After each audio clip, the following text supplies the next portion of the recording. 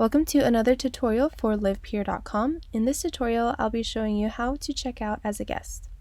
On the shop page, each product has a add to cart button that you can click on, and the system will instantly add that product to your cart.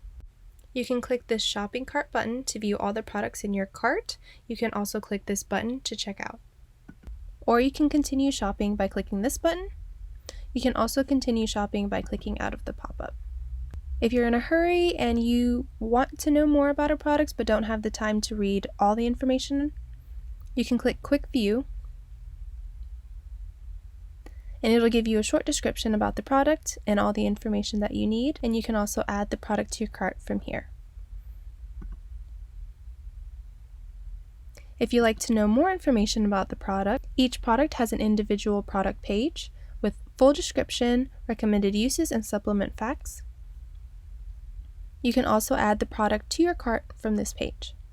When you're ready to check out, you can click View Shopping Cart to check out,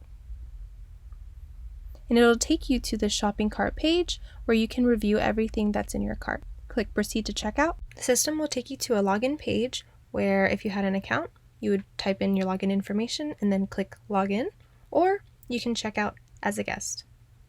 On this page, you'll need to input your shipping information. And if your billing information is different from your shipping information, you can click this button and input your billing address. And then on the right, we have different shipping methods to choose from with their prices. Just select the one that you'd like for the order. Click Checkout. On this page, we have order details, and below that, discounts. In this section, you can input promo codes and apply the coupon to your order.